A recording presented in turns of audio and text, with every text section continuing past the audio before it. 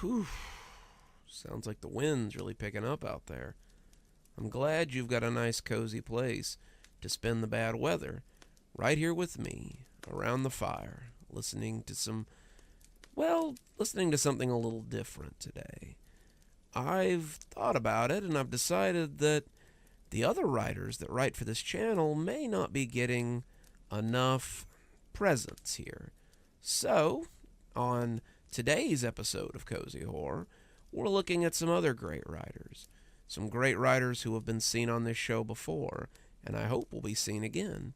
So, welcome to today's guest narration, Cozy Horror, with me, Dr. Plague. Let's get started with a fan favorite by a writer named Samus Barona, and a time that I remember very well. So let's go all the way back to 1998. I was around 8 years old when I realized, as did my family, that I had a unique memory. Photographic, they called it. It's really nothing like a photograph, though. I always assumed everyone could recall their first day of preschool, the names of the kids they met only once at the arcade. But at 11 years old, my sister Cammie was chosen for a game show on the radio. Without hesitation, she chose me as a roommate to bring with. She could have chosen either of our parents, even our older brother Charlie, who was in college. She could have picked one of her friends, 8th graders like her. But she chose me. I remember sitting around the kitchen table, eating dinner, the pitch-black Midwestern winter night just outside the giant kitchen window behind my dad. He and my mom were totally supportive of the idea. He had offered even to drive us to the radio station. "I would have chosen you too, Bobby," my mom said, laughing. "You remember every weird fact ever." And it was true. I could close my eyes and see every house my parents had ever brought us to. I could draw the floor plan of them if I wanted to. My siblings would ask me to retell stories or movie plots on long car rides. But it wasn't until the radio show, and my sister choosing me as her person, that I knew I had something special. I can still remember going to bed that night after dinner, feeling excited.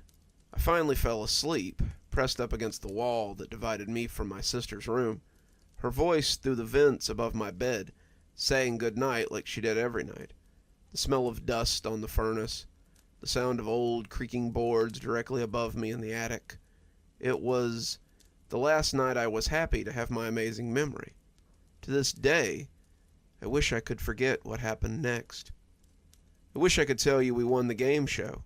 I wish I could tell you with incredible detail what it was like at the studio. Maybe then, when I close my eyes, that's what I would see. Not the black, whipping night blurring past me as I ran. I would feel the rush of anticipation and my sister's hand squeezing mine, instead of cold, wet gravel scraping my cheeks and palms when I tried to crawl away on 2 sprained ankles. I would hear the producers cue the canned audience laughter, not the frantic, desperate flapping of leather wings as they neared. Maybe I would have won a t-shirt that still sits in my dresser. Maybe my sister would have won the $1,000 prize. Maybe I would sleep with my door unlocked. I'll never know.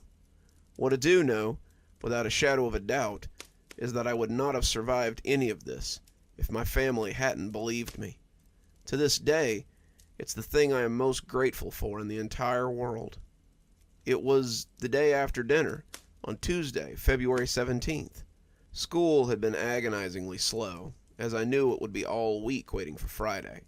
It was all we could talk about on the way home. For years, I'd waited for school with Yuki and my best friend Dominic, who lived on the street perpendicular to mine. The creek crossed under Sistrine Drive and wound its way along Dominic's backyard. There are hundreds of childhood memories in my head, of he and I and our siblings jumping over the creek, building bridges from his yard over the creek to the field behind the rec center, sliding on the ice in the winter, or half-assed fishing and turtle catching in the summer. I always envied my friends who could walk right from their backyard and into the little winding creek. It was cold, but it hadn't snowed in a few weeks. There were still some small patches of ice on the sidewalk, but most of it had melted, along with the slurry gray mounds of stale snow along the curbs and in small scattered patches on the grass. There was massive construction happening on the other side of the creek.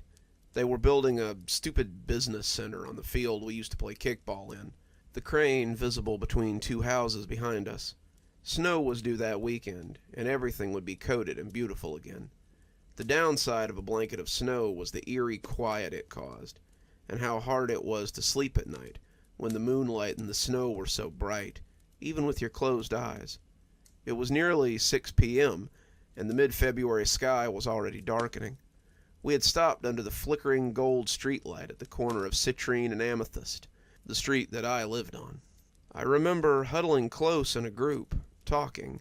I remember the wind picking up and the edge of the sky glowing purple behind the house along Citrine. This was when my oldest brother, on break for one more week, drove up to the corner in Mom's old sedan. "Hey, Bobby," he called, giving my friends a little wave that they all returned. He was returning some jeans to the mall and wanted me to come with him. It was rare that Charlie asked me to do anything. I think about that a lot. Had he paid more attention to me before that night, would I have gotten in the car? Would things have been different? I think about all the choices I made that led to that happening, but none as much as the decision to get in the car with my older brother instead of walking home that evening. Maybe I wouldn't sleep in my closet. Maybe I'd have a family of my own. I'll never know. Then again, maybe I would have never seen Charlie again. If you asked, I could tell you every moment on that trip to the mall. The conversation we had, mainly Charlie asking if things fit him or were flattering. Charlie had come out to our parents a few months ago. They were not surprised or fazed. He had told me that night that he had gone to the bar and felt underdressed, and now he felt pressured to be fashionable. The last thing Charlie said to me before we got in the damn car was, "It's funny, even if you're different, there's still pressure to be the same." At 8:53 p.m. on Tuesday, February 17th, 1998, Charlie and I were on the front seat of our mother's 1995 maroon Lamino. We were at the final stop sign on the ride home, and it was 38 degrees outside. Pearl Jam's 10 was in the CD player, and we were at the corner of Pondside and Citrine, about to turn left into our neighborhood, and to home, to be with our family. Our mother had lasagna waiting for us. We were third in line at the three-way stop sign. On Charlie's side of the street was Yuki's house, with pretty lanterns lining the paved path to the courtyard of their U-shaped ranch home. On my side, past my window, was the pond. The path that led around the pond and up the hill was bright at the edge from the streetlights, but quickly faded to black, with only the occasional twinkle of a back porch light in the distance. The remains of the moon tower, built in the 70s, were barely discernible against the sky, only via the absence of stars and the shape of the structures that was only recognizable to those of us who grew up there. It was a scene that had made me feel small and afraid countless times. The cold radiating from the windows made me feel even more anxious, though now I realized that it was the adrenaline, an ancient alarm system going off in my bloodstream, survival mode manifesting in goosebumps, and what I mistook for heebie-jeebies. The black of the moon tower against the blue-black of the sky shifted as my eyes started to adjust. I had thought about a sleepover game Dominic and I had played when we were in 3rd grade, staring at each other's faces in the dark until they morphed and changed and threw us into giggle fits. It wasn't until the bottom left star above the hill disappeared that I realized it wasn't my eyes playing tricks on me. It wasn't until the pitch grew larger that I opened my mouth to say something. Charlie was deep in the chorus of Even Flow and never heard it coming. It was a low whistle, like an old man out for a walk. 2 notes, one high, one low. It repeated again, louder, and I'd turned to tell Charlie when I saw the red light of the brake lights on the car in front of us fade from his face, and he finally saw what was coming. Only, it hadn't come from the pitch black over the pond. It came from the other side, slamming into the driver's side of the car in front of us. It shattered the glass into a hailstorm, crashing onto our windshield. The impact was so intense that both left wheels had lifted off the ground. Charlie initially cursed loudly and went to open the door to help. I'd screamed at him not to, but I barely got a word out before a penetrating silent vacuum filled the air around me, sucking the air out of my lungs. Seconds later, my windows were shattered over me, glass sticking in my cheeks and the wind whipping the blood across my face and into my mouth as I screamed. I knew before I opened my eyes that it wasn't just an accident, that there was no car or bike or even human assailant. I knew before I pried my eyes open that everything I had feared as a child, that all the myths and legends and ghost stories, were real. I knew it wasn't a bat or a bird. I knew as I felt frantic claws at the nylon remains of my seatbelt that it was a monster. Not a cute storybook monster, but an ancient, angry, bitter creature. One that had been there long before I had, or the town had, or even people had. The last thing I saw before I felt the hook sink into my shoulder and I was lifted into the black swirling cold was Charlie, slumped over the steering column, Eddie Vinder's voice still calling out to me, until I couldn't hear him anymore. Not for 1 second did I think it was a dream. The cold made sure of that. My legs heavily dragged across the broken glass of the car window, ripping my jeans and slamming my legs into the frame. I knew it was real. The biting night sky whipped around me as I violently sank a few feet as the hooks in my shoulder began to slip. I experienced a new level of pain as I felt jagged talons piercing my side, and I folded forward as I was yanked backwards into the pitch. I felt another agonizing piercing on the side of my torso before being yanked up away from the earth and everything I'd ever known. I was pulled into the pitch past the streetlights, but whatever had me was struggling. I fell 20 feet onto the icy hard gravel path, but wasn't freed. Violent metallic screams flooded my ears, and the bones of my forehead and chin were scraped along the gravel path. I desperately clawed at the earth, trying to find anything to grip, but only found fistfuls of gravel and goose crap. The talons in my side ripped out suddenly, and I felt a sickening oozing from my sides. I tried to roll over to my knees, but the pain on each side was horrible, and I felt bile swelling in my throat. A patch of dirty snow was inches away, and I tried to crawl towards it to get some ice on my bleeding injuries. That was when I felt leathery whips on my face and violent snags in my hair, pulling and snapping. My stomach lurched as again I was yanked up into the night, higher into my own icy black death. I tried desperately to grasp onto whatever had me, terrified to fall as we climbed higher. The cold stung my raw shoulders and hips, and I felt my blood freezing. The deep scrapes on my knees and face burned with the wind, feeling like icy razors scraping my cheekbones. My numb fingers found a thick, velvety limb. Coarse hair bristled and slipping under my blood. 6 daggers dug into my skull and neck.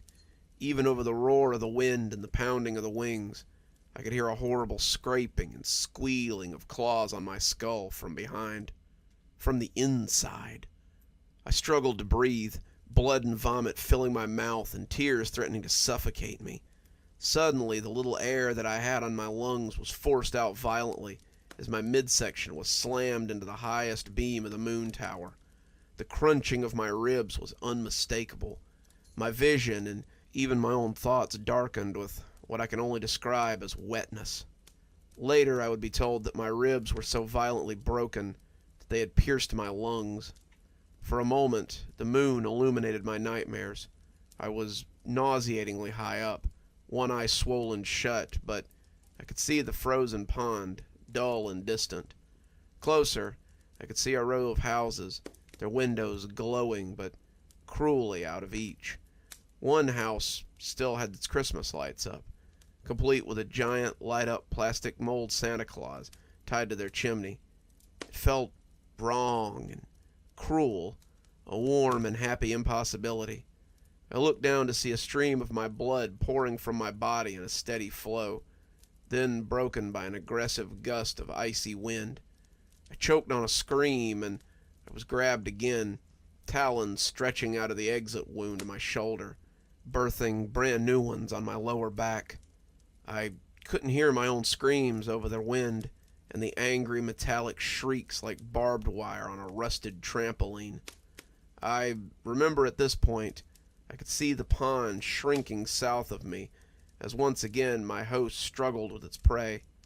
Suddenly we dropped right above the creek, my legs slamming into the fence surrounding the construction site. The cranes loomed over us, the 2 security floodlights at its base finally providing light. The construction site was deep in the ground, a parking garage with a basement level built to be tornado-proof. I've heard countless times from other people with violent experiences that they forget chunks of their trauma or they blacked it out. I try not to seethe with jealousy. If I could forget any of it, I would want to forget what I saw under those garish white construction lights. I can remember every tiny, ice-cold pebble digging into my skin, the shimmering bouquet of my tear-soaked lashes, the gritty, jagged pain of my pulverized rib bones. I remember the smell, a mix of cold sweat, like when our dad would come home after his jog, diesel, blood. There was another smell coming from the base of the crane, sickly sweet, like almond extract gone bad. Behind the crane was a trailer. The paneling was beige and a huge green tin sign that read, Oregon Construction. I thought for a moment that a phone might be inside. I pulled myself up onto my knees and looked around. It was difficult since my left eye was useless, and my right one was full of tears and blood. My assailant was nowhere in sight. I thought that maybe it had gotten injured or caught on a fence. Stupid. I know now that it simply was rousing its companions, because it was dinner time. I was an offering, like when my cat Nala would bring me dead robins. Here I was, with my wings clipped. I was halfway to the trailer, limping as fast as I could, every step excruciating, breathing like there were pins and needles in me. Even with my sobbing hyperventilation, I heard it. I hear it now. I can always hear it. The 2-toned whistle, haunting and dreadful, like even if I hadn't been at death's door, that tone would still have shaken me, like a doomsday alarm, like useless sirens wailing as meteors crash into the boiling sea. Under the whistle, a thick, wet breath, echoing from beneath the base of the crane, a dark recess in the cold, wet ground, with darkness somehow leaking from it. Darkness so black that only a staccatoed stream was visible. Something was breathing. I wish I could tell you that the construction unearthed something ethereal, a beautiful sleeping giant, an angel, a groundbreaking discovery. But I don't even think it was the construction. I just think she had always been there. Maybe for years she had survived on squirrels or deer. Maybe she thawed during the warm winter. Maybe she was left behind. The first thing I saw was the tattered, jagged tips of wings, bat-like, narrow, dark-veined like bruised plum skin, her pulse visibly pumping through the veins that raised and ripped through the paper-thin skin, stretching over her wings so tightly it seemed painful just to exist, like she wasn't finished yet, like she'd been birthed from the earth prematurely, and she was angry. Her hair was matted in clumps, but where it was free, it was long enough to drag along the ground, slimy and cold and full of dirt, leaves, and dirty snow. Her scalp was suffering. I could see her follicles piercing her scalp, like deceased plant roots, bulbous and swollen. Open sores at her hairline showed what I can only stomach to explain as insect activity. Layers of sick, sheer skin being actively eaten away by a miasma, forehead wrinkles deep and scarred in places. She had no eyebrows or lashes that I could see from my crouched hiding position. Her nose was just a cavity, like a Halloween skull, also swarming with parasites.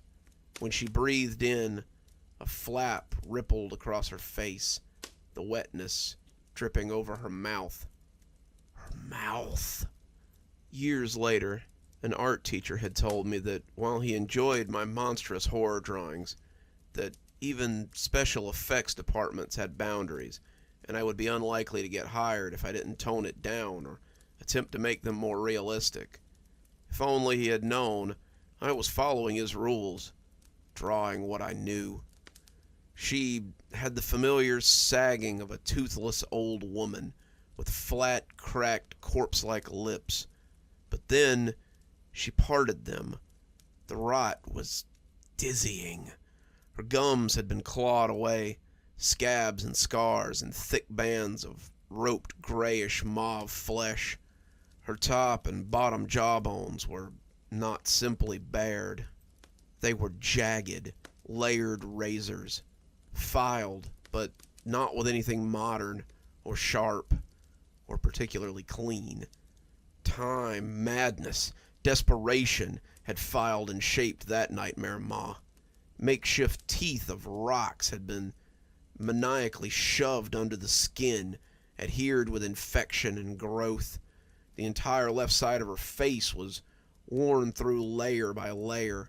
Her tongue slipped in and out of what could have been her throat, sharp, gaunt collarbones literally piercing through that tissue-like skin, dark, rancid blood pooling in the deep recesses of her collar. She had one misshapen breast. The left side of her chest was deeply scarred and textured, as though it had been burned. Her fingers were bones with jagged talons blackened at the tips. Thick scar tissue marred her shoulders, where her wings took her from somewhat humanoid to monstrous. Scars. Scars everywhere. Rotting wounds dripping larvae and blood onto the frozen ground. I wish I could forget the momentary warmth I felt as urine poured down my legs, immediately freezing and burning, sticking my jeans to my raised and bloody shins. I tore myself away from staring at her long enough to escape. She had chosen her feeding place well. The deep recess of the site was the length of a football field, since that's what the field had once been. High walls of frozen earth surrounded us on three sides. Climbing up in my condition would be impossible. There was a ramp at the far entrance, but I wouldn't have made it past her. Only behind me was the fence I had slammed into on the way in, the creek only a few yards from that, and then a row of backyards of houses that included Dominic's. I had cried then. I cried thinking that only a few minutes away, my best friend was probably getting ready for bed. Then he would always remember the night before he woke up to find out his best friend was dead. He had no idea that my blood was spilling all over the place that we had run and played in. He was warm, with his own mom just feet away. I sobbed, thinking of my own mother. It wasn't the idea of her finding out too, or knowing I would never see her again. It was the guttural, instinctual, painful need for her. It was like being too far underwater and being out of breath, kicking as fast as you can, but knowing you couldn't make it. I needed her, but wouldn't make it to the surface. To her. My sobbing had given me away. That horrible metallic sound reverberated around me, and I remember I was being fed. She was feeding me to something. I had taken a deep breath, bracing myself for the pain, and made for the fence. Before my feet even hit the ground, her claws were in my neck. She flung me further from the trailer and onto the fresh cement that had been poured during the warmer months. I gave up. I'll be honest. I accepted that I was going to die. Then I had heard something unexpected and sickening. Small, furtive movements. Unmistakable vocalizations. Even just from primal grunting and wet groans. I knew I knew it was her young, and I knew it was human. I felt her toxic breath on me before I realized that she had moved. She paused for a second, mapping the wounds she had inflicted so that she could use them again as grips. That was when she dug in so deep into the opening in my shoulder that I could feel her nails and her fingers deep inside the wound. She flung me further across the cement, closer to the sickening, furtive movements. I squeezed my eyes shut. I smelled rancid organic decay and the unmistakable odor of feces. I felt small, fluttering fingers on my neck. Small, little, childlike. I made the inevitable mistake of opening my eyes. I saw dirty blonde hair, tinged with green, draped across a tiny face. Human feet. Baby feet. He was maybe 3, dirty and small. His fingernails were long and sharpened to points. He smiled, and thick mucus stretched across several blackened, sharp teeth.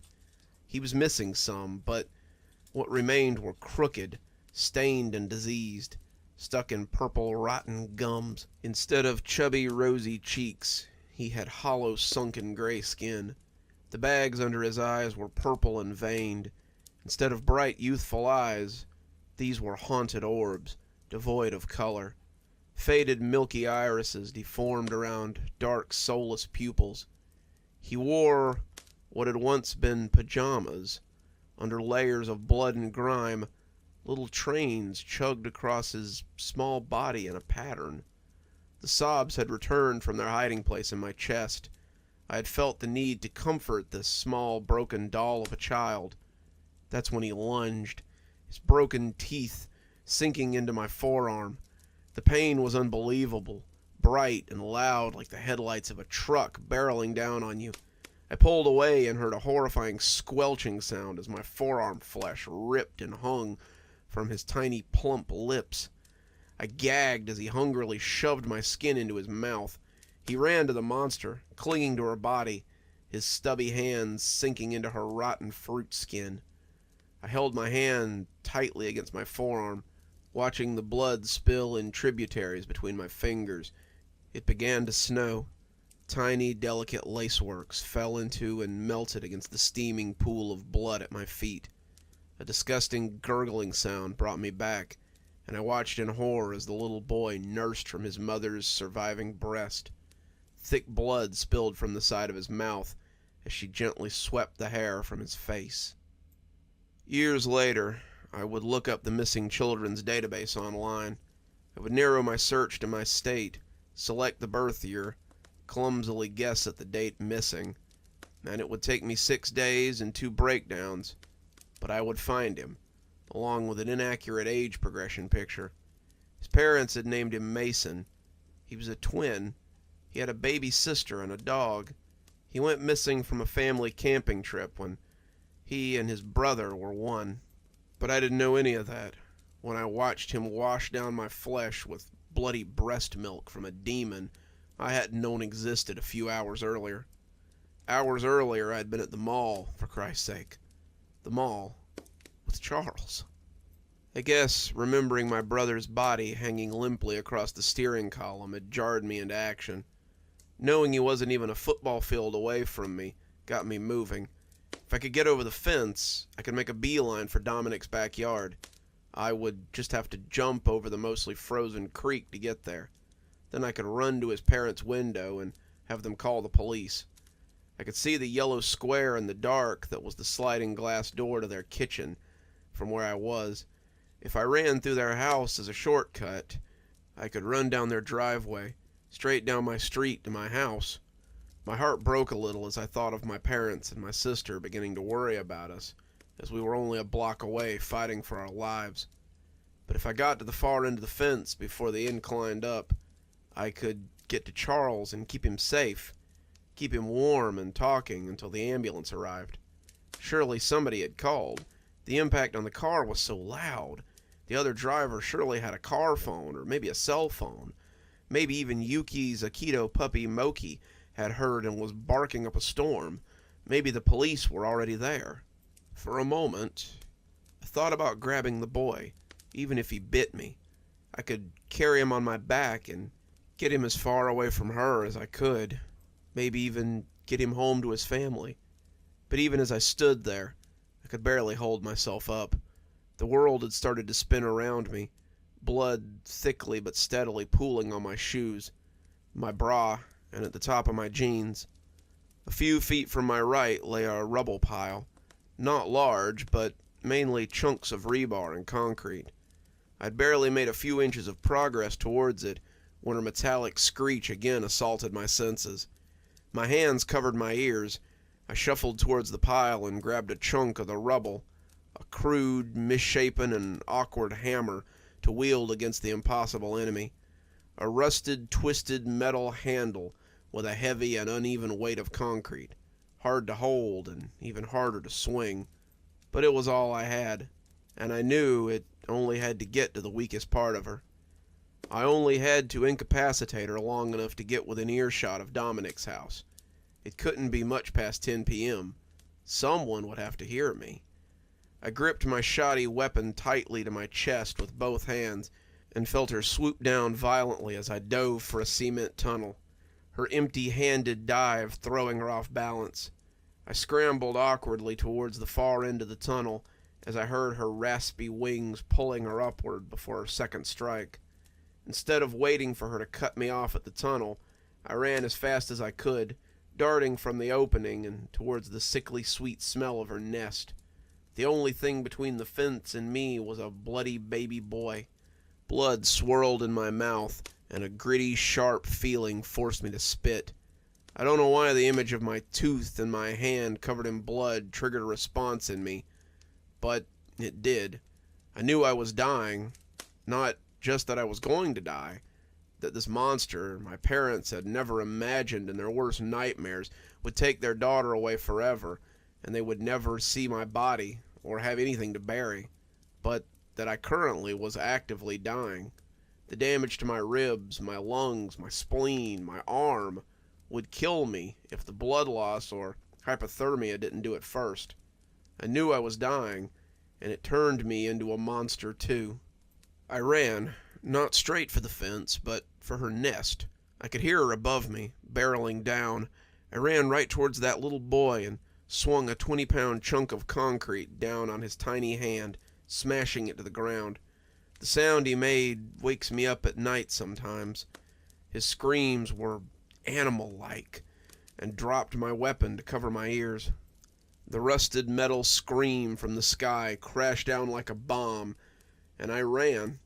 I didn't look back. I ran to the fence. With all the strength I had left, I pulled myself up, shoving my foot into a diamond-shaped hole made by the chain link. I'd hopped 1,000 fences this way in my life, and to this day I'm grateful I had the experience. My bleeding hands found the frozen horizontal pipe at the top of the fence, and groaned in pain as I hefted myself over. All the fence-hopping experience in the world wouldn't have made climbing with shattered ribs and bleeding flanks any less impossible, and I could only crash to the ground. Both ankles jarred into the frozen ground, and my scream stuck in my throat, caught on blood and bile, escaping only as a choking sob.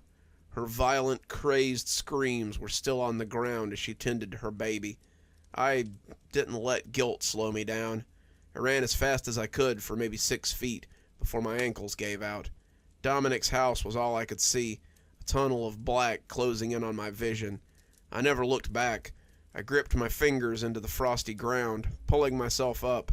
I hobbled, sprinting towards the dark field. The night sky above me swirled with snow flurries. My busted, bloody fingers fumbled at my jacket zipper. I could see the flickering blue glow of the late-night TV coming from Mr. and Mrs. Rossi's bedroom.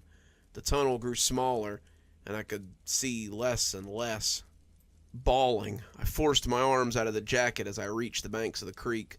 Dominic and I had spent summers of our childhood testing the width of the creek along its entirety, and I knew that the bend behind his house was not jumpable.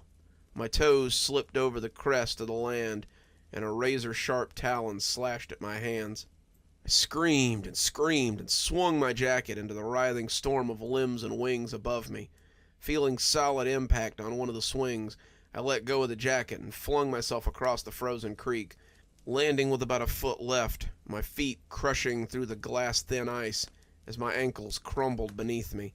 I could only see a pinhole in front of me, a flickering blue of TV light. I could hear her above me, diving down, finally, for the kill. Her metallic scream and the deafening boom of Mr. Rossi's handgun, the one I'd never even known he had. He was standing on the back porch, one hand over his head, gun pointed to the sky. Mrs. Rossi stood next to me, Dominic's baseball hat in her hand. The last thing I saw was the golden warm glow of the Rossi's kitchen, and the pinhole closing as the world darkened around me. I've read the statement Mr. and Mrs. Rossi gave the police, that they heard what they thought were animal noises behind the house, but when they opened the back door, they heard human screams as well. They saw a large, dark shape in the night, but only a second later they saw my body slumped over, my fingers barely making it to their property. They had called 911, and then my parents. The ambulance had brought my brother and the other driver to the hospital, and it only arrived 30 minutes before mine did. My dad had run to the Rossi's house while my poor, confused, frantic mother rode to the hospital with Cammy and our neighbor. When my dad and I recently recalled the events of that night, I cried hearing the usual funny, goofy man choke up, remembering seeing me slumped over Mrs. Rossi like a rag doll, her white robe covered in my blood. He said that my face was so bruised and swollen that he thought an animal had mauled me. He wasn't exactly wrong. Mr. Rossi had stood guard with the bat until the police and EMTs arrived. Animal control didn't press me too hard. In fact, the vaguer and foggier my memory was, the happier they seemed. I knew that if I told the truth, I'd be locked up, medicated, or assumed to be a victim of something else. A monster woman from the sky. Before I could have even said it out loud, I knew better and feigned memory loss.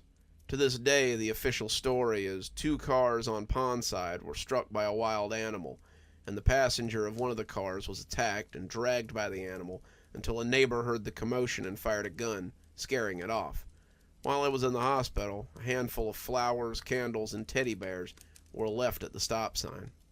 Charlie doesn't remember anything. He says the last thing he can recall is running to the car in the parking lot and turning the heat on, before pulling the car around for me. I'm actually happy this is the last thing that he remembers. I wonder if he's telling the truth, though. Cammy would come in my room at night for years.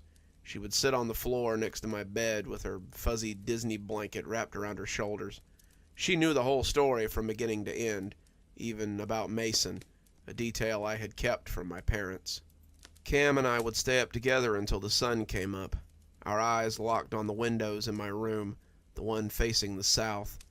Some nights, she would get in bed with me, both of us sitting with our backs against the wall, our shoulders resting on one another's, both of us looking at the window, scanning every inch of the blue-gray pitch until morning's first light, searching for a growing speck of black. My parents, proud pacifists, had purchased a gun each, and a few years later they had Cammy and I in judo classes. But the best thing they did was believe me. Even that first night, after the first surgery, they had listened intently, never interrupting or telling me I was imagining things or lying. However, it was made very clear that while our home was a safe space, we weren't to talk about it outside the walls. I know she's still out there. I know Mason is too. Even after I moved away, my mom would send newspaper articles, first clippings in the mail, then eventually links in text messages as time went on. Police blotters about animal attacks, missing dogs, unexplained accidents, missing blonde boys. She took one every few years from different areas, and I thought initially maybe she had killed or eaten Mason once he was too old, until I saw them both one night. I'd heard the whistle, and I didn't even need to look up, but I did. But that's a story for another time. Looking back on all these great stories really makes me realize how many friends this channel has.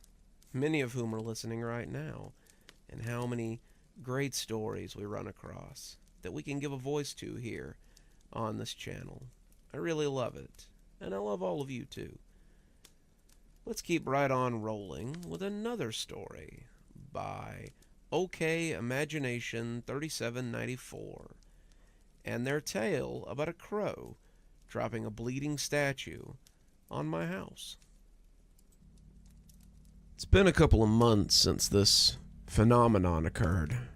I also feel like I've bottled up too many emotions, as nobody would believe me, at least until I found you guys. So, here goes the story of the incident where I met this entity. One day, I went out to the balcony to sweep, as I usually do. I finished my work and took an afternoon siesta. After I woke up, I found a bronze statue, heavily oxidized, in a puddle of blood. I guess now was the time to give some context. I served in the armed forces, therefore I wasn't really afraid of blood, as I'd seen my fair share of blood and death. I picked up the statue to inspect it. It had a gash on its right wrist, and it was bleeding profusely. Now this freaked me out a little. I never expected any supernatural events to happen to me. I was always skeptical of my family's classic ghost stories. Yet, my years of physical and psychological training kicked in. Statue was about 12 inches tall, featured a woman wearing a robe and holding a paper fan, staring at a noose in front of her. I took the statue and put it in the sink. My analytical mind kicked in. I collected some of the blood for further analysis. I cleaned up the puddle and the trail of blood. Last thing I want is to be landed as a murderer by the Karen next door. I then took a bath and had a change of clothes. I also wondered how the statue had gotten there. Naturally, I checked the CCTV footage. What I saw shook me to my core. I got goosebumps and sweaty hands just looking at the footage. A crow, jet black in color, with red glowing eyes, swooped in from seemingly nowhere, dropped the statue, and flew away. It easily seemed to be able to carry the moderately heavy thing. Its movements were smooth, like a knife through butter. Its eyes, though, those eyes were glowing red. They sent shivers down my spine. They seemed to dissect me and draw me into an inescapable void. They betrayed an air of superior intelligence, yet seemed to be pleading in a way, pleading to help and take it seriously, like a trapped soul. I had to get it out of my head. I took a deep breath and decided that the next best course of action would be to call an archaeologist, or at least an art curator. I decided to check my contact list. I couldn't find an archaeologist, but I did miraculously find an art curator, a former friend of mine at university. I called her and asked her to come to my house immediately. She lived about 2 hours away. I promised her I'd make it worth her time. She told me she'd arrive the next day, it already being late. I decided to take dinner and fall asleep. I woke up to a pecking and cawing in the middle of the night. It appeared Mr. Crow had come to remind me to take this seriously. Well, that's exactly what I was doing, though for my sake, not for its. Yet, it didn't try to enter the house or hurt me or anything. This event seemed to give me purpose in life. The endless days of drinking alone at home, sleeping during the day, drinking again, not to mention the numerous suicide attempts, had taken a toll on my body. I lived to die. I had no one, no lovers, no family, scarce few friends. The next day at about 11, I could hear the honk of Stephanie's car. She was wearing a designer dress and bag, and here I was in my sweatpants. I took her to the kitchen. I think she was expecting to see art or valuable artifacts, not a horrific old statue. She gasped and almost fainted at the stream of blood in the sink. I put her on the couch and asked her to take a deep breath. I plucked some chamomile and crushed them. I find that the smell of chamomile calms me down, and it seemed to allay some of her fears. I asked her if she had a solution to my problem. Still in shock, she replied with a hushed voice, "No." She promised not to tell a soul and promptly left, not even asking for the fee. I guess regular people are afraid of blood to an extent, and it appears that the alcohol numbs my nerves as well. The only remaining answer was to take the blood to a forensic analyst, hoping that it was human and that they could recognize the DNA. I called one of my acquaintances from the Army, who now works as an analyst. He asked me to meet him at 4 in the evening. I said that sounded fine. The next week breezed by. That is, until the day I got the results. The blood was that of Miss Mizoom, who was found murdered at her home 2 years back. The killer was never found. I had to bribe my friend to keep his mouth shut so I didn't end up in a police interrogation room. I assessed the public records relating to her case. Her body was found in a state of advanced decomposition, despite being killed only a day prior. She had acid burns and bite marks all over her body. Her house, and especially the attic, was completely trashed. I took a cursory review of her family history. Her elder sister was found dead in her room 2 years later, 4 months back. She'd committed suicide by slashing her wrist.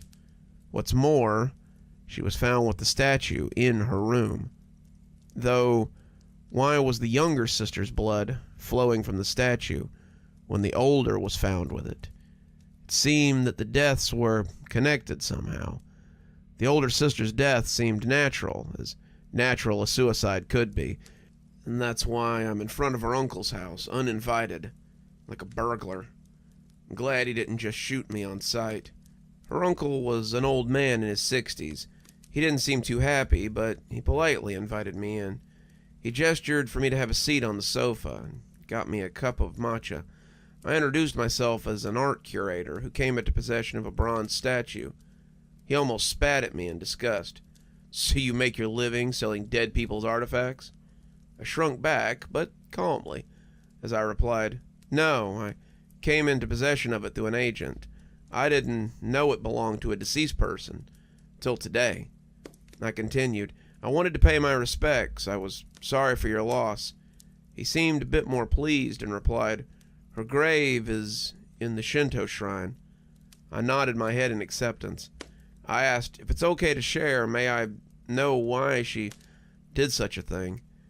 He was taken aback. He replied, "Thank you for your concern. Not even her own family demonstrated that.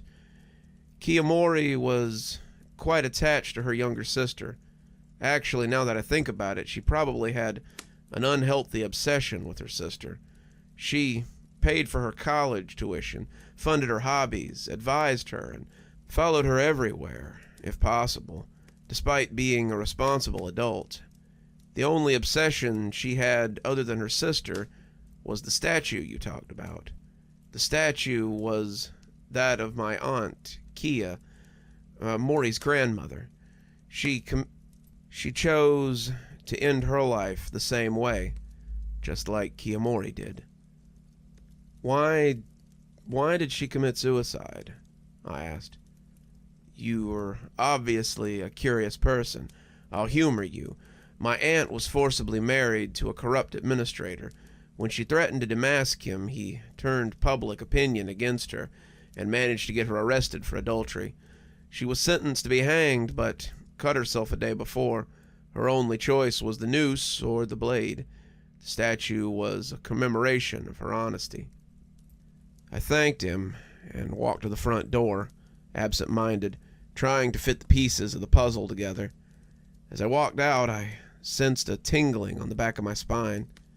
I turned my back to see a pair of glowing yellow eyes staring back at me.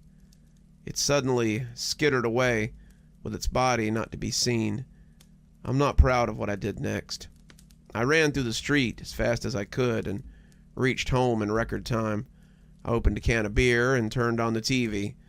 I doubted the soundness of my mind, and I thought my eyes were maybe playing tricks on me. Yet it had to be true. After all, I was sober back then, and my eyesight did save me back in Afghanistan. Also, In no way am I going to get killed like another horror movie protagonist. I don't think I'll knock on doors or investigate directly. I loaded my concealed Remington and disabled the safety. I'm going to sleep with it every day. The weather outside may be frightful, but there's always plenty of warmly delicious stories here for you to sink your teeth into. So let's go on to another great tale from this channel. This next one is by Daniel Lowrick, and it's a story about how a little girl tried to kill a group of people, and it might have been the best thing that ever happened to them. The cigarette smoke chokes me, but I don't let myself cough. Instead, I keep it inside. Everything in me wants to let it out, expel it like some kind of poison disagrees with my organs. Still, I keep it inside. It's my first cigarette ever, in a classroom far away from the populated part of the school. I won't let myself look like a wimp, not in front of her. I couldn't give a crap about the popular kids standing with us in the room. I've never felt the need to care about them. However, when I heard the girl of my dreams was going with them, I just had to be there. That's pretty much how I found myself here. No one goes here anymore. Not after that kid died. Honestly, it was kinda sad. Some poor little girl gets lost and ventures into a neglected and dangerous part of the school on her own, on her very first day at that, and has a large table fall on her and injure her pretty badly. Then, slowly, she loses her life as she bleeds out. You'd expect there to be an outcry of some sort, yet the school pushes the blame onto the parents and bashes them. The local paper joins in, and before you know it, the whole town is bullying this family about not teaching their child proper safety rules.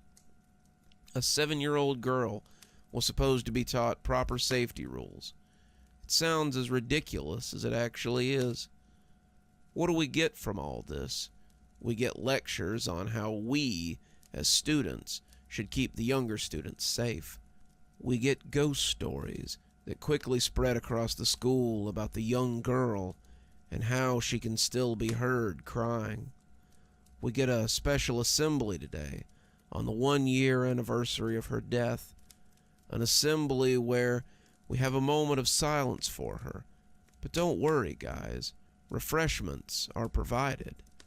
Seems like everyone around here is an insensitive bastard. I pause my thought to find Alicia looking at me. I take another deep pull off the cigarette I'm holding. I take it better this time. I still feel the need to cough, but not as intense as before. Is this what romance is worth? Because as my brain gets cloudy and I drown in nicotine, it seems worth it. That is when the crying starts.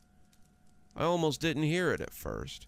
It was soft, but definitely audible. I turn around, but there's nothing. We all start looking around. Have we been caught? None of our teachers would make that soft a sound if they caught us. Must be a small animal.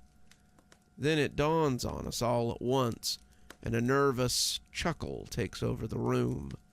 It can't be the stories about the dead girl. It just can't. It's probably just someone playing a prank on us.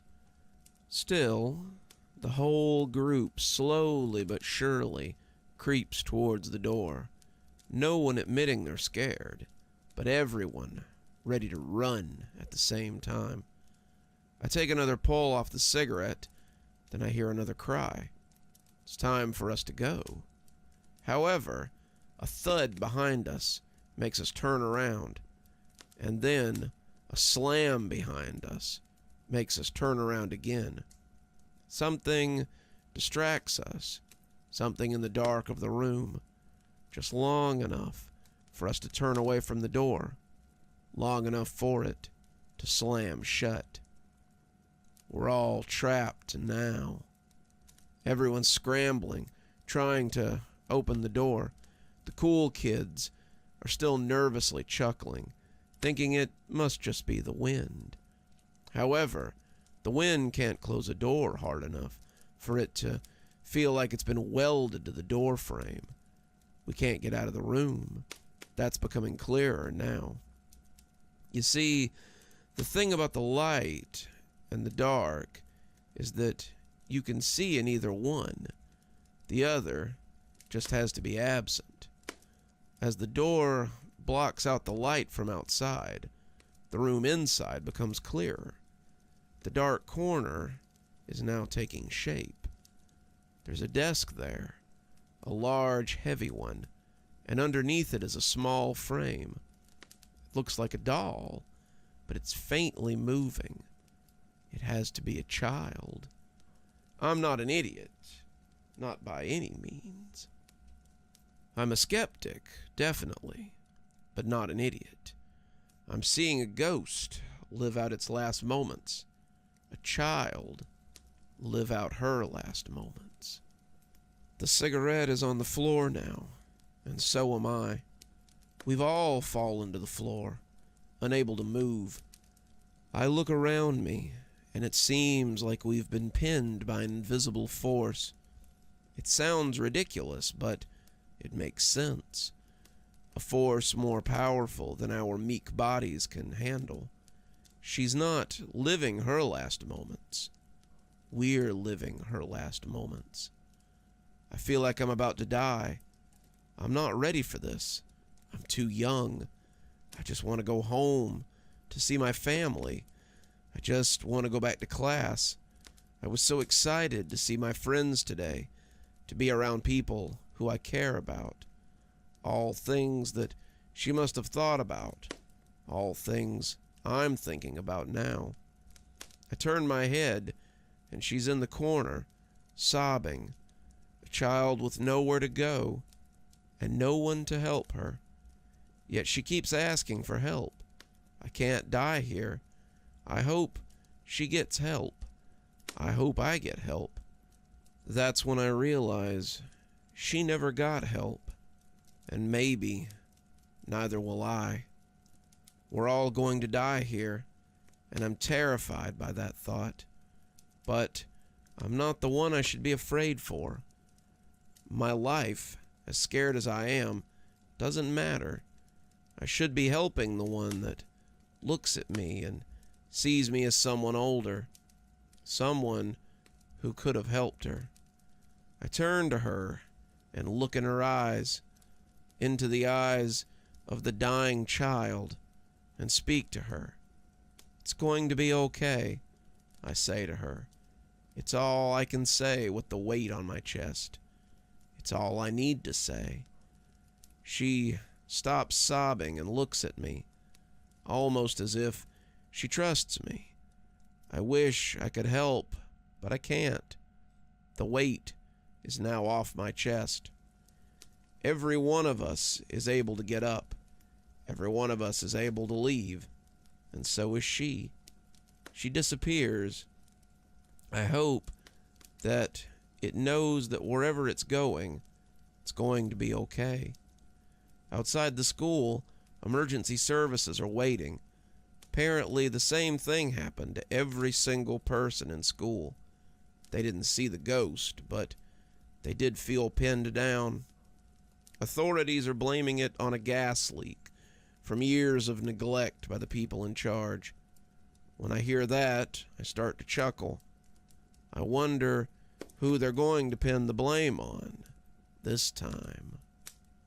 We've reached that midway point, but don't be too sad. There will be more great stories before we say goodbye. This next story is by Nicholas Leonard, who is a new friend of the channel, but a pretty good friend, if I do say so myself. He brings us a lot of great stories, and this is just one of them. It's called A Revelation of Space and Time Disdained, and I hope you enjoy it as much as I do. I think I heard it this afternoon.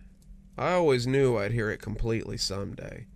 I always had an inclination, a suspicion, but I was wrought with the skepticism of modern life, a skepticism that rewards those who follow it for decades.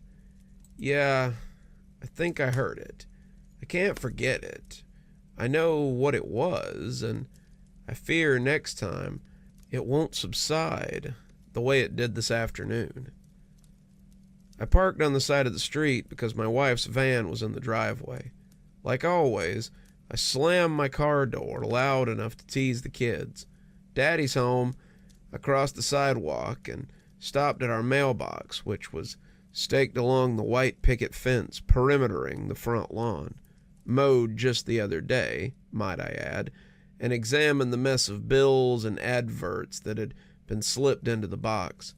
I flipped through the envelopes, pushing open the white picket gate with my hip and inching onto the pathway into the front yard. But I caught a whiff of whatever my wife was cooking inside and decided that whatever we had gotten in the mail could wait. It smelled greasy, crispening in the August air. After lifting my face from the mail to smell that aroma that welcomed me home, I caught a glance at the red plastic bucket and the 2 yellow plastic shovels in the driveway beside the van. I opened up the front door and walked into the foyer, almost tripping over a stuffed armadillo, but the smell of dinner and the bang of my children eroded any scolding that I could have done. My boys bounced over to see me before I could even close the door behind me.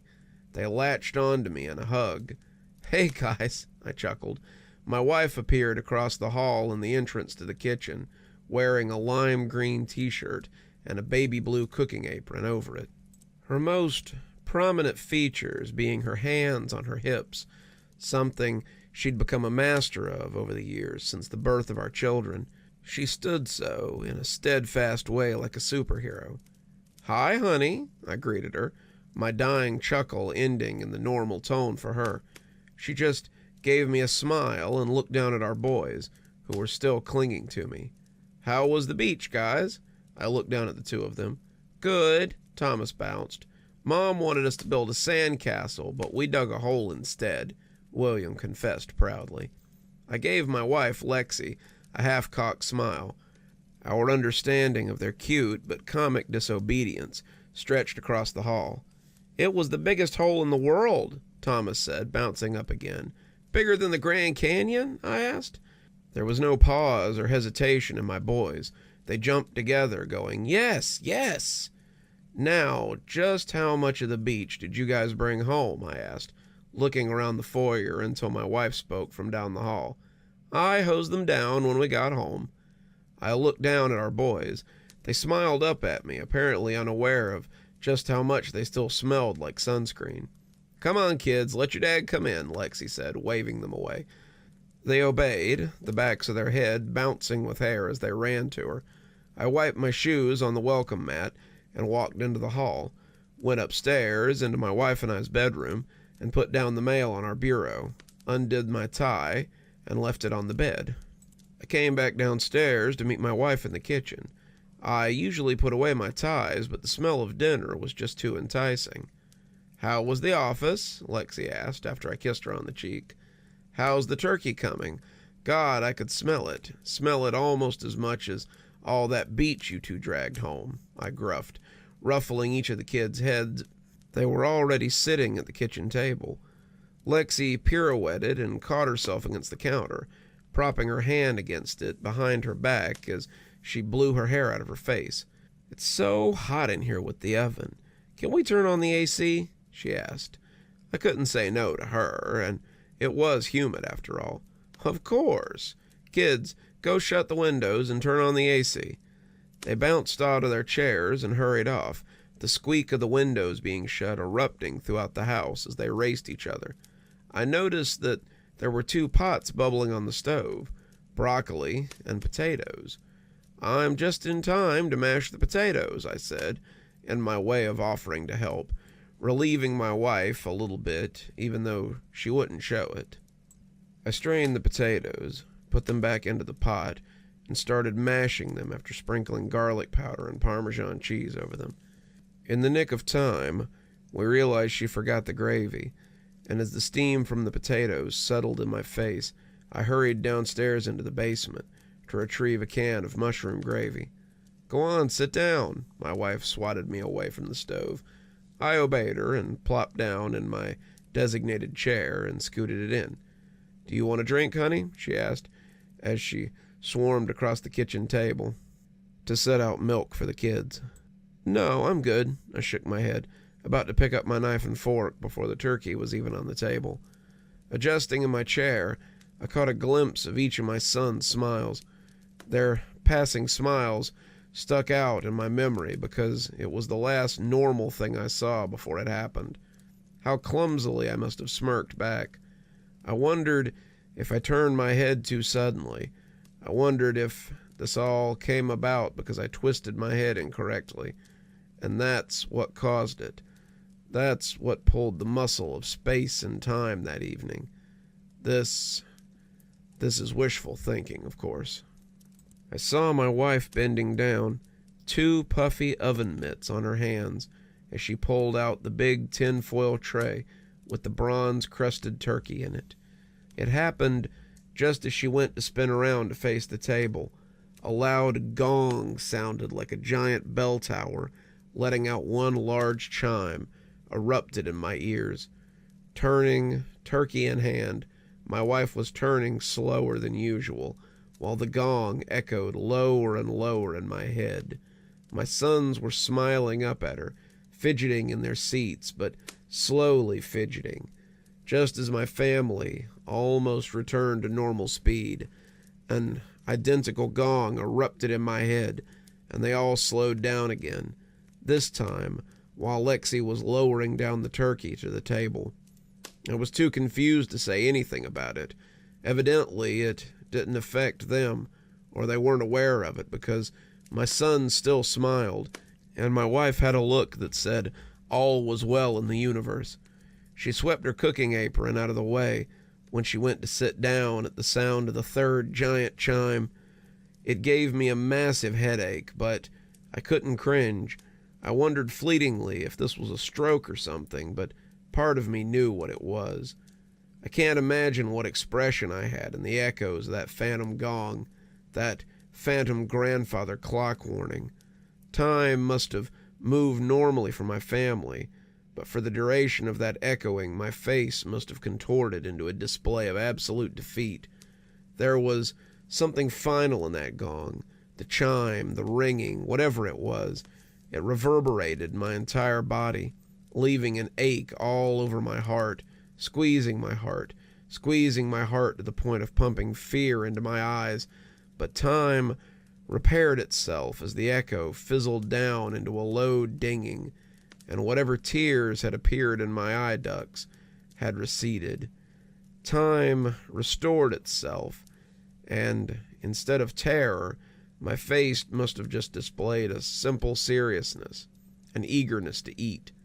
My wife had started cutting the turkey when I came to. My sons nor my wife had noticed what came over me, how fast everything seemed to move when time was normal again, when the kitchen unwrapped itself with a snap as if air bubbles of reality were popping, and this reality was its puddle. We ate dinner. I asked furthermore about their day at the beach, jokingly asking if they saw any sharks, and pretending like I hadn't just experienced an existential aneurysm. I pretended like I had an appetite, standing up to pick through the dark meat while each of our boys got each of the turkey legs, although the legs were a little too big for them. What lingering worry I had that the sound would return was assuaged then, and when I sat back down with my second helping of meat, I began telling myself that it was just some sort of bizarre headache. While helping my wife do the dishes, scrubbing a plate, and getting lost in the ballad of the sponge, I wondered if I had suffered some strange bout of heat stroke. It was a hot day after all, and hot inside the kitchen because of the oven. We sat down in the living room where one of the air conditioners was humming like a guard who'd started humming while standing watch. It was 7, and time for Wheel of Fortune. Lexi had scooped the boys bowls of pistachio ice cream. Maybe a mature flavor for their age, but they liked it, and liked it especially because of the chocolate chips she sprinkled on it. I had plain old vanilla, though. My wife is a genius, but she kept her mouth shut to let the boys have time enough to solve the puzzles. I could see the smart-ass look in her eyes as she cleaned her spoon of ice cream, as if keeping it there in her mouth would keep her from blurting out the answer. And when the Wheel of Fortune ended, the long progress of convincing the boys to go to bed began, chasing them around to try to get them to brush their teeth. The gong, as if from out of a cut in the cosmos, that chime came again, as if accidentally finding its way into my mind. I froze in the upstairs hallway as Thomas ran away laughing, slower and slower, the bounce of his steps becoming emphasized, the slower that time became, and the echoes of that phantom chime. William scooted by me, his distorted laughter like a kite in his wake. Lexi scooted by me next, even slower. Her giggles slowed as it became absorbed by the phantom chimes, by the slow, drawn-out chimes. I stayed there in the hallway, my fingers twitching at my hip at a normal speed, but I watched my family recede slower and slower down the hall that now seemed to elongate. The hallway was stretching. The thunderous chimes were rolling out of my house. All the AC humming and laughing became completely absorbed in the echo of the phantom chime. My spine was a foreboding grandfather clock that crashed its bells against my heart. My wife and children disappeared into our bedroom, and I stayed standing in the hallway, watching the hallway stretch and stretch, but my height remained the same. But when the echoes were whining out and losing their reach, the hallway began to warp back to normalcy. But now this may have been my heartbeat trying to snap me out of whatever this was, just as the hallway was snapping back to me. There was a ticking, an old-fashioned ticking, a steady swinging pendulum like an old grandfather clock, in the absence of a cosmic chime, of the phantom chime, the gong, whatever it was. The ticking became domineering. The ticking was prominent. The ticking refused to let me move. I had to stay there and listen to that maddening ticking. Surely, even though time was restored, my face was stuck in an expression of astonishment, and I dreaded that my family would run out of the bedroom and see me frozen in the hallway, not blinking, not moving, just standing there with a 1,000-yard stare. That's what I had. It must have made my eyes crystallize with the dryness that comes from not blinking, my almost teary eyes begging for it to stop. I blinked. Thomas and William came rushing out with Lexi on their tail, smiling and leaning down to catch them. But like always, she let them get away and continued to chase and tire them out. My spirit stuttered. I limped around to join the chase. I jogged, even though I felt woozy. Eventually, the boys were in their bed. I stood in the doorway, watching Lexi tuck them in, and their nightlight cast shadows on the wall. They definitely were tired, all right. They clutched the hems of their sheets and looked up at her like baby birds in their nest. "Good night, boys," I spoke. "I love you." "Love you too, Daddy," Thomas said. William must have been too tired to say it back. His eyelids were fluttering. Lexi walked to me, and we walked back downstairs to watch TV. She fell asleep before me, which it's usually me first, but that night I couldn't sleep. I laid on my back, arms over my chest, looking up at the ceiling and waiting to hear the chime again, to hear the ticking inside me spring up again. How could I fall asleep beside her? I was too guilty. I knew why this was happening, Couldn't even bring myself to look her in the face in the dark, my consciousness clinging on to the constant hum of the air conditioner. I knew why this was happening. Yes, I knew why, but I'm too good of a man to agree to it. I am this way for my wife and kids because I love them. I never thought I'd fall in love. I never thought I'd have made 2 wonderful sons, but I love them just the same. I swear I wouldn't change a thing about my life, but I know why this is happening. It's a warning. The plain old job I wasn't meant for. It's a good paying job, yes. Benefits included, yes. It pays the bills and gives my family a good life, but it's not what I was meant to do with my life. It's not what outer space had in mind for me. The ticking. There it is again. I wonder if something is angry with me, disappointed in me. I let something greater than myself down. I'm not letting my family down, no. That's why I have to work tomorrow, but I know why I'll be haunted by this incessant ticking at the office. As I lay here, I feel the nebulous gases of another dimension slowly reaching in to grab me before I could complete my destiny. What my original destiny was, I don't know. I made my own destiny, and yes, it feeds my family, but why is this thing, this ticking, this chime angry with me? A disappointed original destiny. Is that what's pushing me or warning me? Feels like something is coming for me, or my current modern-day destiny is solidifying, and I'm out of time to change it now. I gulped. The people I love, the woman beside me that I love, the children that are part of me, are strangers to this original destiny, to this destiny I was forced not to choose. One more story for you before it's time for so long. And this one is by Ambitious Gas, who is an old friend of the channel and responsible for a lot of stories that you love a lot, like the Covenant series, just to name one. So, let's hear a classic about the voice from the vents. I remember when playing behind my house was an endless exploration of imaginative adventures that could only further inspire my 8-year-old mind. Many times I was a barbarian warrior, like Conan, lopping off hands with my enchanted tree branch.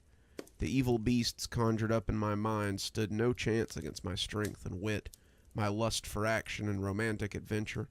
However, I now realized just how close my world was to intertwining with the Sumerian, his fiction. For many years, the tales of sword and sorcery described monsters of unfathomable terror. Oh, such only brute force and unwavering mind of a fearless warrior could encounter and hope to defeat them. I was not this warrior, yet my discovery of a hidden terror seemed to be destined for me to find.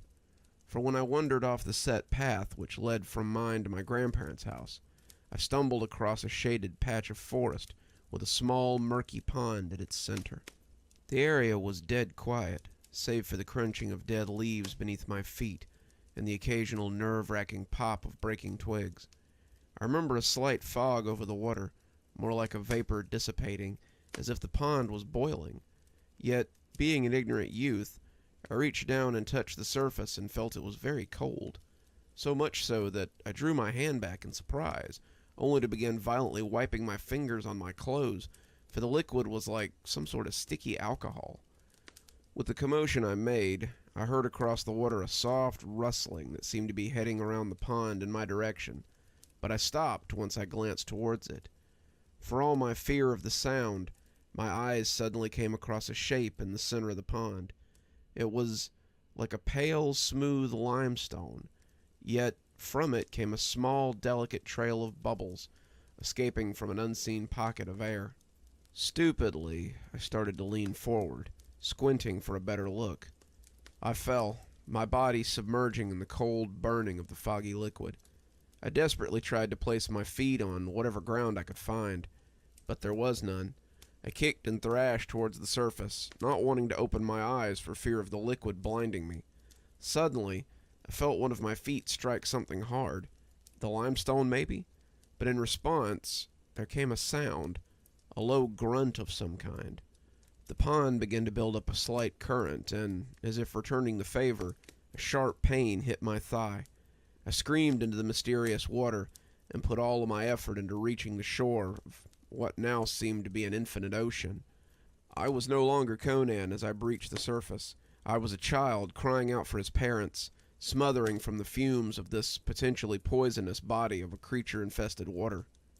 I climbed out after what seemed an eternity of an unwaking nightmare, and refused to look back as I ran from the pond.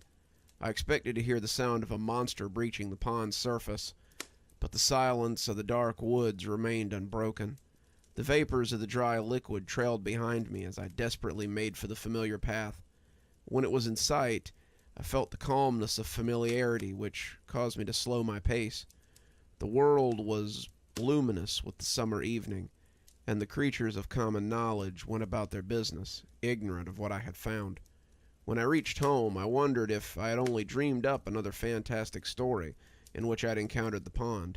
There was no scent of the strange water, no more burning on my skin, but the fear in my heart returned as I looked down at my torn jeans and spied a coagulation of blood from a long scratch on my flesh.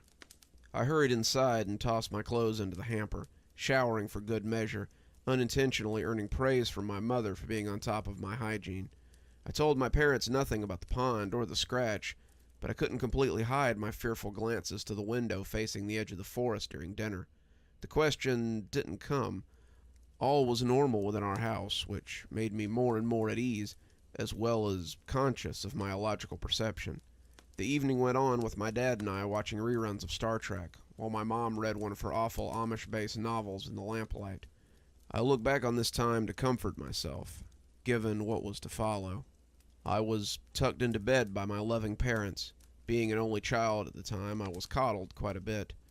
The bedroom was alight with glow and dark stars, posters of Star Wars, shelves of action figures ready to defend me while I slumbered.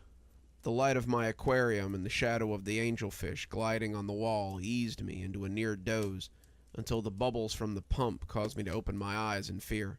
Suddenly, as if responding to my fearful pondering, I heard a scratching in the vent near the right side of my bed. A soft clinking followed by breathing, as if something small was making a great effort to get through the grate. I was terrified. My hopes that my imagination from my playful excursions of the day had overtaken my senses were dashed. Yet the delusion refused to let loose its prisoner, which was my sanity. I knew I had to face it to prove its non-existence, so that logic could once again have dominion. "Hello?" I asked of the darkness. Immediately, the noise ceased, and in my mind's eye, I could see a rat scurrying away in fear of its discovery.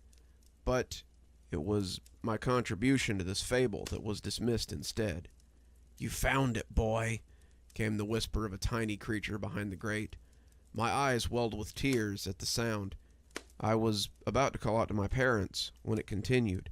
"All this time I tried to keep it hidden from the short nose, and a runt such as yourself seems compelled to find it and wake it up." The voice was irritated, yet it also contained a fear in its reverence. "What was it?" I asked, in a trembling voice. My aquarium bubbled quietly, reminding me of the pale shape in the pond. "It is a manticore, one that has hibernated for many human lifetimes, but has ended far more. I was entrusted to watch over it by the one who placed it in the prison. You stirred it. Now it will soon awaken." As I rose up in bed, I forgot my fear of disturbing circumstances and speaking with hidden things. I knew what a manticore was. I knew it well enough to have it far from my mind to dream up during my woodland adventures, for the image of the creature caused real fear in me, though in a hypothetical sense. The image I had seen in books of monsters went through my brain and disturbed me anew.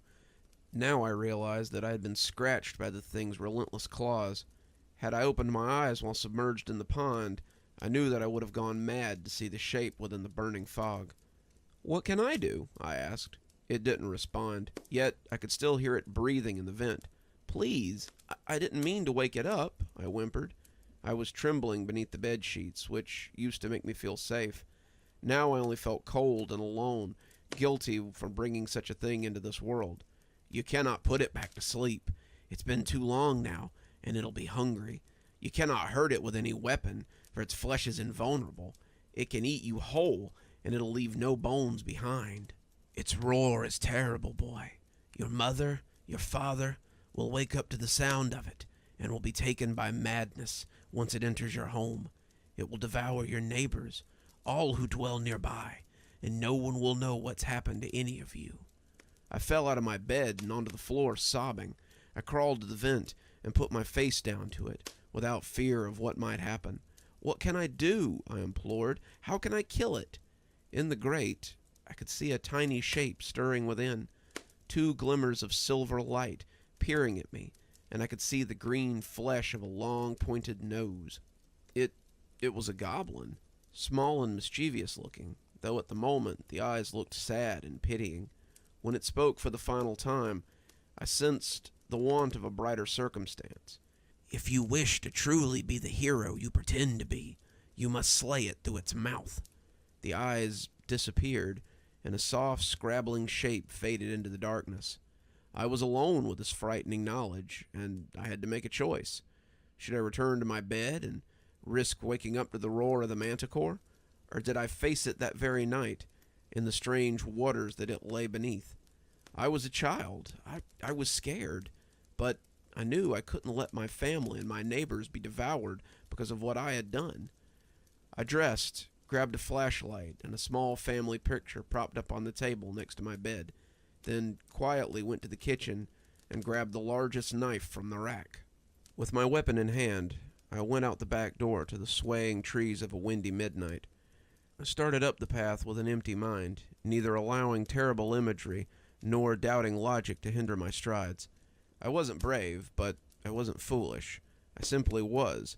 The reality, or at least my perception of it, had been shattered into shapeless pieces of mirror that, no matter how well formed, could never show my reflection in its former naivete. I prayed that I wouldn't find the pond, but I knew for sure that I would. The shape would be there. I would have to go back into the water and somehow open the mouth of the manticore and shove my feeble knife into it. This was my plight. I was 8 years old, on an adventure in my favorite place to pretend, and I could feel a laughing mockery of my innocence when I left the path once more. There was no sound but the wind and the trees. A crescent moon in a star-filled sky watched me from afar. I held my family picture to my chest and watched the hills of dead leaves. The beam of my flashlight shone through the trees, who almost seemed lonely in this path. In true, this was a world left behind a long, long time ago, when fairies took flight, and in the gardens of elves, dryads danced for satyrs piping tunes. Whatever creatures flourished in this pocket of time so close to my home were long since devoured by the manticore. Likely whatever force imprisoned the beast also sent it here to our plane, as well as having the courtesy of leaving a goblin behind to watch over it, no doubt. I finally saw the pond reflecting its murky grayness with my flashlight, and my soul cried out within me as a cold fear enveloped my body. There were no more vapors floating on the surface. Neither was there a pale shape below. It was still and empty. The thoughts now began to race, both logical and fantastical. It was gone. It was never there. I can return to my warm bed and forget about it. It will be there waiting for me in the midst of my parents' innards. I wanted to scream for all the emotions, but it was the manticore that screamed into the night, sending a terrible jolt through my body. My bowels cramped at the sight of the giant face of a human hovering 10 feet in the air. The paws of an enormous lion's body thudded to the ground, the wings on its back flapping a gust that almost made me topple over. The barbed, porcupine-like tail flicked violently left to right, taking out a tree with one careless swipe. The eyes were large and bulging, yellow with black gashes for feline pupils. When my eyes met that of the monster's, it screamed again in satisfaction at its discovery of its first meal after so long its slumber. I could see its 3 rows of teeth as it howled at me, and yet, somehow my only thought was, my parents are hearing this, and they're going to find out that I'm out of bed. They're going to look for me. They won't find me. I've been swallowed whole. When the manticore reached out to me, it stopped and gazed down at my tiny form and did something that finally snapped me out of my insane stupor. It grinned. The monster was grinning at my fear. The teeth were sharp and yellow. The stench of its breath broke through each of them and made me almost vomit. Stagnation of time, the willingness of its stomach acid to return to its labor. The manticore was ready to indulge itself. It breathed in through its nostrils, then opened its mouth and slowly came down over my head. Yet, somehow, instead of succumbing to terror, a white-hot hatred took over. I was offended at how weak it perceived me. I was irritated at how much of a bully this thing was. This freak of nature had thrown its weight around eons ago and eradicated the peaceful world in which I lived. I refused to let this happen again. Not to my family, my neighbors, and certainly not to me. I stepped on the first layer of its teeth and stabbed the knife into its tongue. It screamed and began to try to close its jaws on me, but I had already climbed further in and now sank my knife into the roof of its mouth. The beast thrashed its head, trying to sling me out, but I kept climbing further in, slicing and stabbing all the way through. I remember the barbarous man of action that I pretended to be, and I embraced it fully, burrowing deep into its throat, spitting blood from my own mouth as I climbed. By the sudden change in its equilibrium, I could tell it had fallen to the ground and was struggling against the pain. I pressed my feet against the back of its throat and shoved my knife deep into its skull.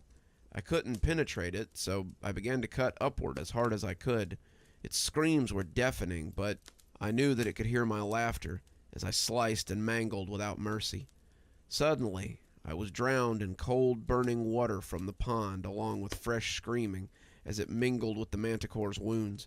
I lost my knife in the flood, but not my footing, or the family picture in my hand. I kissed it, then smashed the glass in the frame and shoved it into the open gash as hard as I could. The monster bellowed and suddenly began to whine pitifully. The thrashing ceased, and the water flowed inside until I was completely submerged. I began to swim out of the mouth, fearful of the teeth, but desperate to get out. My eyes burned horridly, and all the vision I had darkened from the night, so I felt my way past the teeth to the surface. Through the burning, I could make out the flashlight which lay on the ground, and I swam towards it, fearing the claws of the beast seizing me and pulling me under. Suddenly there were small hands grabbing my arms and helping me out of the pond. It was the goblin, though I could barely see its shape. "You did it, boy! You did it! You slew the manticore!" I was confused. All the effort I put forth to hurt the creature still hadn't been enough to kill it. The goblin continued to bellow his claim, and I expected any moment that the thing would come back up and chomp us both. Yet the creature was silent. I could see now that it had plunged head first into the pond and drowned itself. It's really dead?" I asked. "Poisoned. The water is deadly to manticores that ingest it, which is why it was put here to sleep. But they can hold their breath for a long time. You made it drink the water to relieve the torture, and now its innards will burn away." I fell back and watched the star-filled sky. A meteor passed, and with it went my wish to always have this bravery that overcame my impossible fear. As the years progressed in my life, I found myself abandoning my imagination, my thoughts of heroism, but I always remembered the moment when I accepted my new reality at the edge of the pond.